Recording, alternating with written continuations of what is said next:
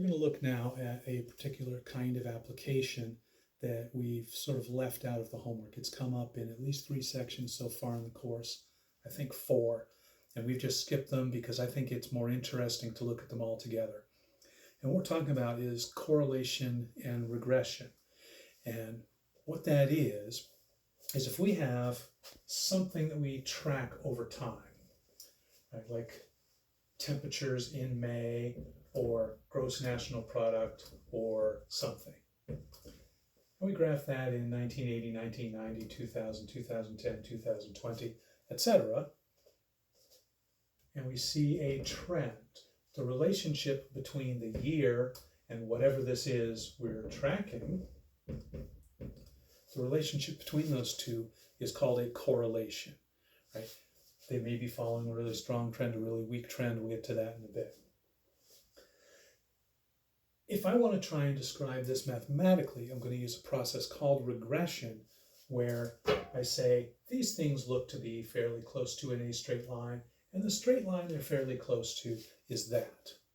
So I use a process called regression to figure out what the equation of the line is that best fits this data.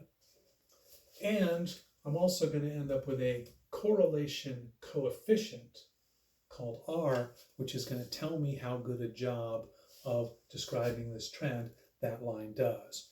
The closer R is to 1, the better job this graph does of explaining this trend. So here, I would have a fairly strong correlation, pretty close to 1, because those points are all pretty close to on that line. They're not exact, but they're fairly close. If I had a situation like this,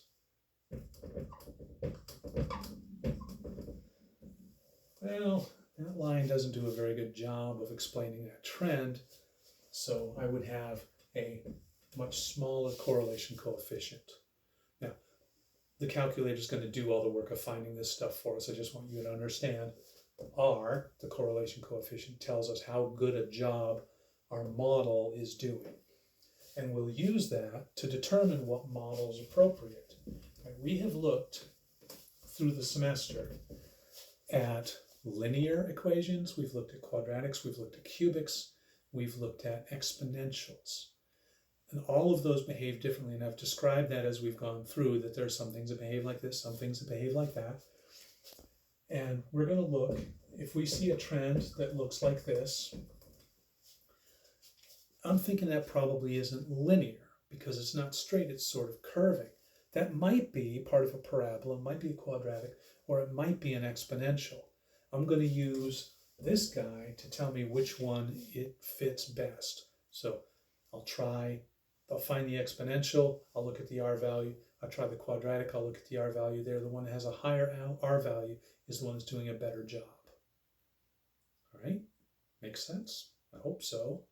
Let's go see how it works in the calculator.